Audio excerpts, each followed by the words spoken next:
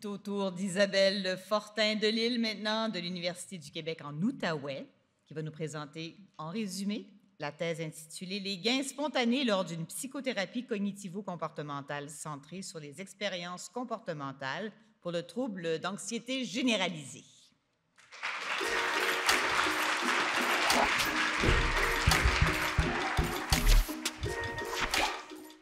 Bonsoir.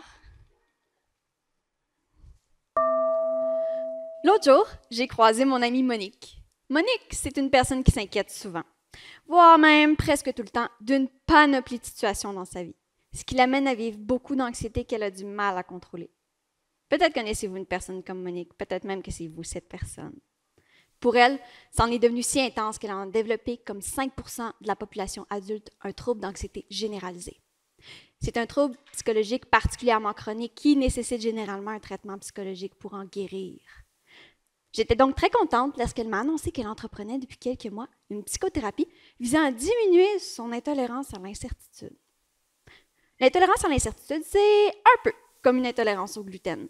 Sauf qu'au lieu d'avoir des problèmes digestifs lorsqu'on consomme du gluten, on développe plutôt une vision catastrophique de la vie lorsqu'on ressent de l'incertitude. Plus l'intolérance à l'incertitude est élevée, plus les symptômes anxieux le sont également. Le traitement vise donc à s'exposer graduellement à son intolérance à l'incertitude et graduellement diminuer les symptômes. Graduellement, c'est pas ça qui s'est passé pour Monique. En fait, durant une de ses rencontres, elle aurait fait soudainement une grande réalisation. Elle me dit, Isabelle, l'incertitude, c'est pas si grave finalement. Depuis, son anxiété et ses inquiétudes ont drastiquement diminué, tel le wagon d'une montagne russe qui descend à toute allure. Elle aurait fait ce qu'on appelle un gain spontané. Mes intolérants et intolérantes à l'incertitude dans la salle vont probablement me demander « Mais est-ce que c'est certain que ce gain-là est pour rester? » Je leur dirai que c'est exactement ce que j'ai voulu vérifier avec mon essai doctoral pour y arriver. Nous allons faire ce traitement à des adultes pendant 12 semaines. On a découvert qu'environ 30% de ces personnes ont fait bel et bien l'expérience d'un gain spontané, ce qui veut dire que c'est un phénomène relativement commun. Je me suis ensuite demandé si ces personnes bénéficiaient davantage de la psychothérapie que les personnes n'ayant pas fait de gain spontané.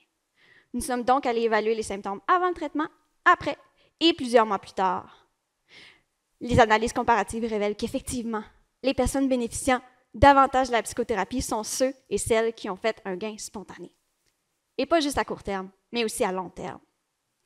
Donc, on peut dire avec confiance que ce gain spontané n'est pas simplement une variation normale des symptômes durant le traitement, mais plutôt un phénomène potentialisateur de celui-ci. J'invite donc les personnes qui offrent cette psychothérapie à porter attention à ces petits moments où les symptômes disparaissent ou diminuent drastiquement, car ça peut être utilisé comme un levier thérapeutique. Finalement, je souhaite que votre Monique, comme la mienne, se soit exposée à son intolérance à l'incertitude, car mon petit doigt me dit que son anxiété est une chose du passé. Merci.